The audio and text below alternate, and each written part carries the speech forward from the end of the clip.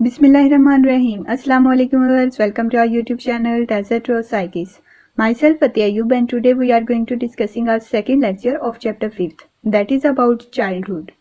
And the topic of concern is the emotional development in early childhood. Video को start करने से पहले अगर आप चैनल पर न्यू हैं तो आप इसे सब्सक्राइब करें और बेल आइकन का बटन प्रेस करें ताकि हमारी हर वीक न्यू आने वाली वीडियोस आप तक पहुंचती रहें. Let's discuss today's topic. Students, अंदाजे बयां रंग बदल देता है वरना दुनिया में कोई बात नई बात नहीं है.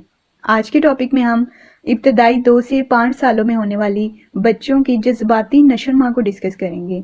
तो क्वेश्चन को स्टार्ट करने से पहले हमने एक आउटलाइन रेडी की है जिसमें हम देखेंगे कि कौन सी वो मेन हेडिंग्स हैं जिनको फर्दर क्वेश्चन में डिस्कस किया जाएगा. The first heading is about introduction in which we discuss what is emotional development, and the second heading is about emotional development in early childhood, in which we discuss positive and negative emotions, and the last heading is about factors that are affecting the emotional development.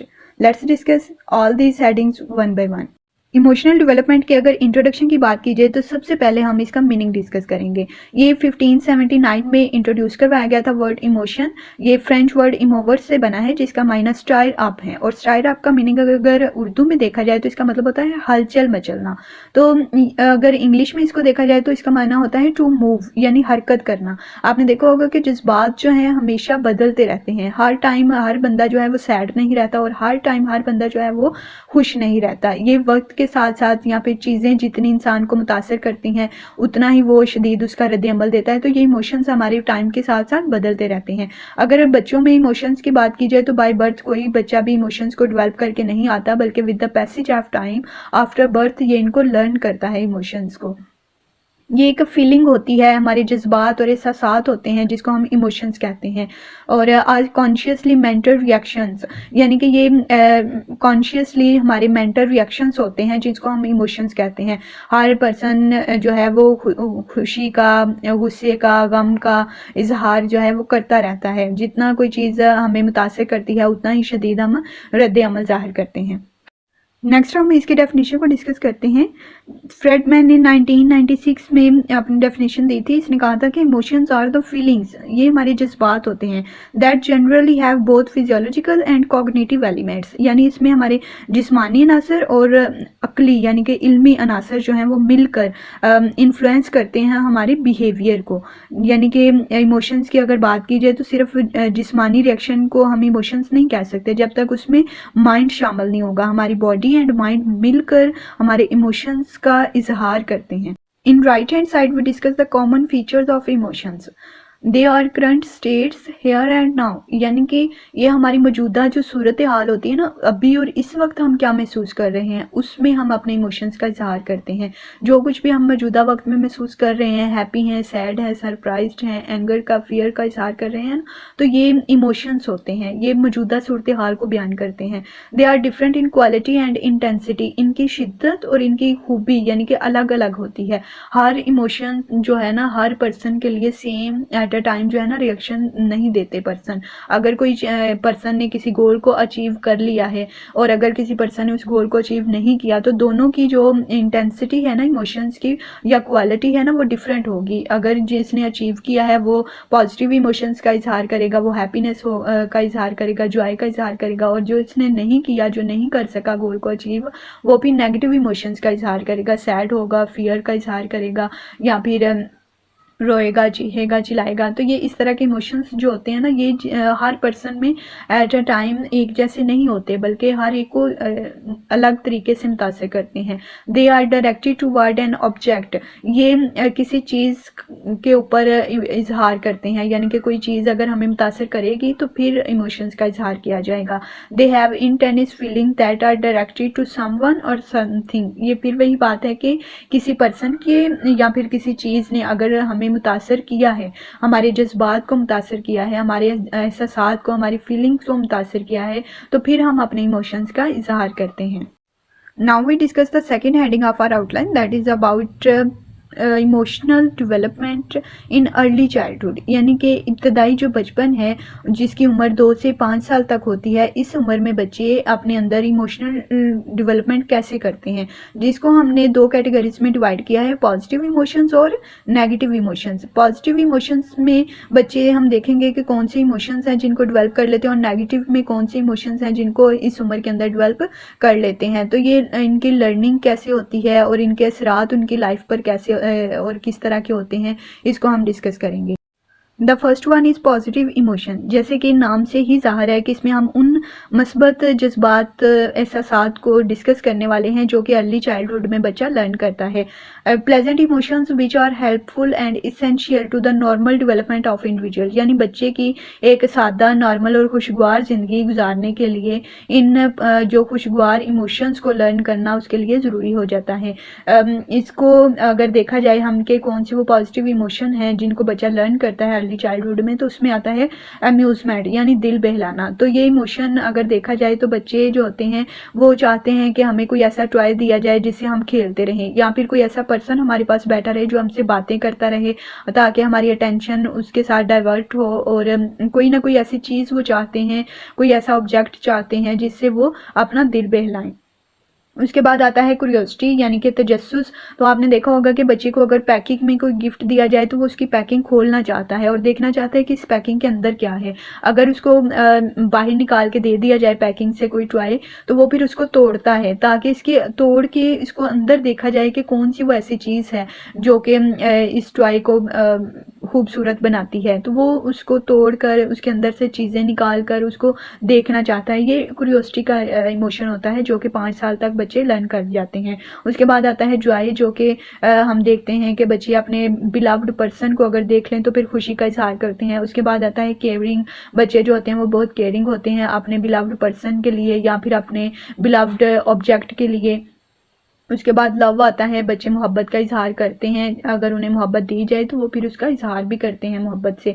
Empathy, यानी कि वो हमदर्दी show करते हैं अपने care giver के लिए, अपने पेरेंट के लिए या फिर अपने बिलव्ड पर्सन के लिए। उसके बाद आता है अप्रिसिएशन समय, यानी कि बच्चा जो होता है 5 साल तक अपने अर्ली चाइल्डहुड में अप्रिसिएशन यानी तारीफ़ करना सीख चुका होता है। उसके बाद एक्साइटमेंट है कि बच्चे जोश और जज्बे का इजहार करते हैं अगर उन्हें कोई उनकी पसंद की चीज़ दे दी जाए या फिर उन्हें कहा जाए कि हम पार्क में जा रहे हैं, तो वो फिर बहुत एक्साइटमेंट का इजहार करते हैं। The second one is about negative emotion. जैसे कि नाम से ही ज़ाहिर है कि इसमें हम उन मनफी जज्बात और एहसासात को डिस्कस करने वाले हैं जो अर्ली चाइल्डहुड में बच्चा डेवलप करता है। अनप्लेजेंट इमोशंस, यानी कि नाखुशगवार जज्बात और एहसासात which are harmful to the individual development, ये एक बच्चे की आने वाली जो ज़िंदगी होती है ना उसके लिए नाखुशगवार होते हैं या फिर नुकसानदा होते हैं, उसको नुकसान पहुँचा सकते हैं आने वाली ज़िंदगी में अगर बच्चा इनको लर्न कर लेता है इमोशंस को या फिर अपनी हैबिट बना लेता है इन इमोशंस को। इसमें हम डिस्कस करेंगे कि कौन कौन से वो मनफी इमोशंस हैं जो कि बच्चा लर्न करता है।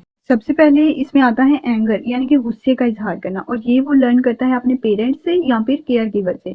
अगर पेरेंट्स या केयर गिवर उसका बच्चे के सामने गुस्से का इजहार करता है, चीज़ों की तोड़ फोड़ करता है, तो बच्चा भी फिर उतना ही शिद्दत से इस इमोशन को लर्न कर लेता है। तो ये आने वाली ज़िंदगी में फिर उसके लिए नुकसानदा होता है। जेलसी, ये वो लर्न नहीं करता इमोशन, बल्कि ऑटोमेटिकली उसके अंदर डेवलप हो जाता है। बच्चा जब देखता है कि उसका मदर या उसका केयर गिवर किसी दूसरे बच्चे को ज़्यादा अटेंशन दे रहे हैं और उसको इग्नोर कर रहे हैं, तो वो फिर ऑटोमेटिकली जेलसी का इमोशन डेवलप हो जाता है बच्चे में। उसके बाद आता है गिल्ट, यानी कि एहसास जुर्म जो है ना बच्चे में आ जाता है। अगर कोई उससे गलती सरजद हो जाती है और उसको पता है कि अब ये गलती मुझसे हो गई है और मदर अब मुझसे गुस्सा होंगी या फिर मुझे डांटेंगी, तो वो फिर उसके अंदर गिल्ट आ जाता है। वो फिर समटाइम सॉरी भी कहता है कि ये मुझसे गलती से हो गया, मैंने इसको किया नहीं था। उसके बाद है फियर, खौफ, यानी कि अगर बच्चे को बहुत बात-बात से रोका जाता है, उसको मना किया जाता है, ये भी काम नहीं करना, वो भी काम नहीं करना, ये शरारत नहीं करनी, वो शरारत भी नहीं करनी, बार-बार उसको रोका जाता है, टोका जाता है, तो फिर बच्चा जो होता है ना वो फ़ियर का इमोशन डेवलप कर लेता है कि मैं ये करूँगा तो मुझे डाँटना पड़ जाए, मैं वो काम करूँगा तो फिर मुझे डाँटना पड़ जाए। तो ये इमोशन फिर इस तरह बच्चे में डेवलप होता है। उसके बाद आ जाता है हेटेड,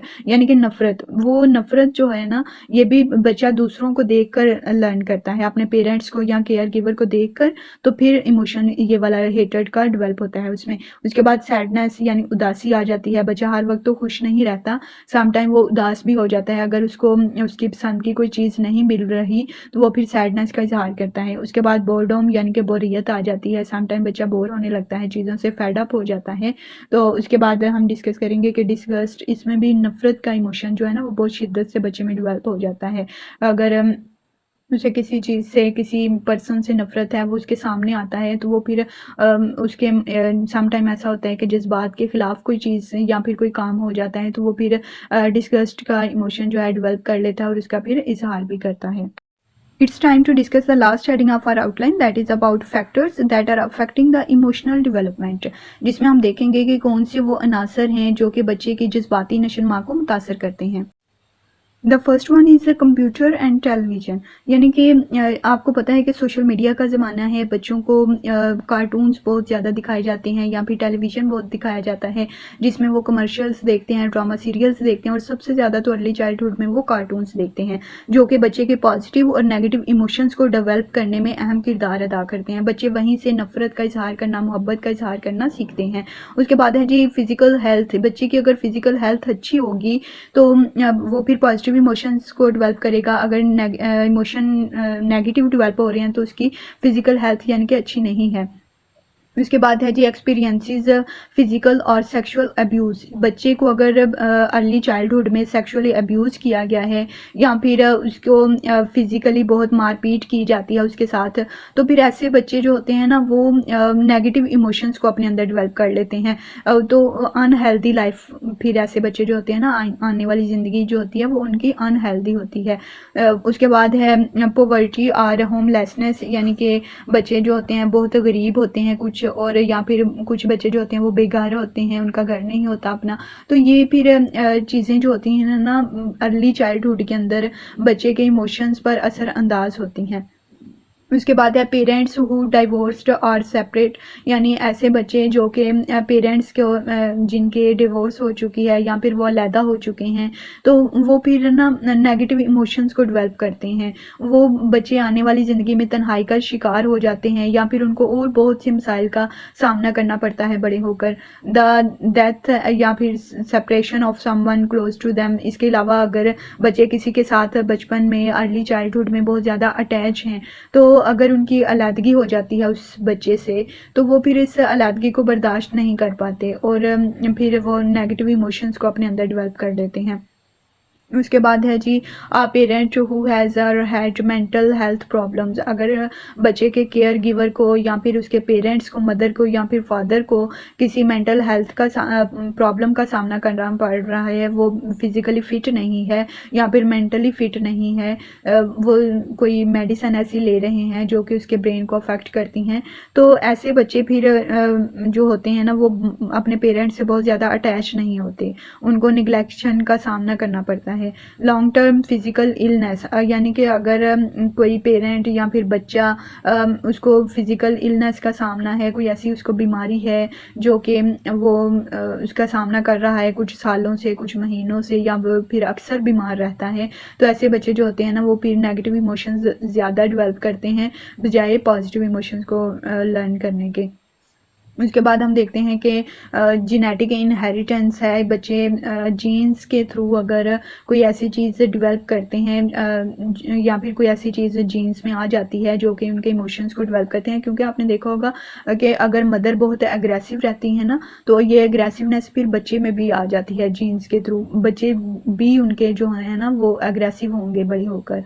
उसके बाद है अटैचमेंट कल्चर, फैमिली साइज़, यानी कि अटैचमेंट हमने पीछे पढ़ा कि किसी के साथ हो तो वो फिर उसकी सेपरेशन बर्दाश्त नहीं करते।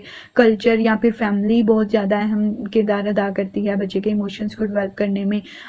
उसके बाद फैमिली साइज़ में हम देखते हैं कि अगर बच्चे का साइज़ जो है ना वो सबसे छोटा है, यानी अगर सबसे छोटा बच्चा है कोई घर में, तो उसमें साइकोलॉजिकली अगर देखा जाए ना तो दो तरह की चीज़ें डेवलप होती हैं, या तो उसे बहुत ज़्यादा अटेंशन मिलती है या फिर उसे निगलेक्ट किया जाता है, वो उसे प्यार मोहब्बत और तवज्जो नहीं दी जाती जो कि अर्ली चाइल्डहुड में बच्चे को मिलनी चाहिए। तो बच्चे के अंदर इमोशंस को डेवलप करने में अहम किरदार सबसे पहले केयर गिवर करता है, फिर उसके बाद पेरेंट्स आते हैं और उसके बाद आ जाते हैं फैमिली मेम्बर्स, जो कि बच्चे को अटेंशन और तवज्जो देकर उसके अंदर हेल्दी इमोशंस को डेवलप करते हैं, या फिर उसको निगलेक्ट करके उसको वो अफेक्शन और तवज्जो ना देकर उसके अंदर नेगेटिव इमोशंस को डेवलप करते हैं। तो स्टूडेंट्स, ये था हमारा आज का lecture. I hope so you can understand it very well, but if you face any type of difficulty then ask me in comment section. I will try my best to guide you. अगर आप psychology से related किसी specific topic पर कोई video बनवाना चाहते हैं, या आप चाहते हैं कि मैं किसी टॉपिक को आपके लिए एक्सप्लेन करूं जो कि आपके लिए स्पेसिफिक है, तो आप कमेंट सेक्शन में अपनी राय का इजहार कर सकते हैं। Thanks for watching, see you in the next video, till then take care एंड अल्लाह हाफिज़।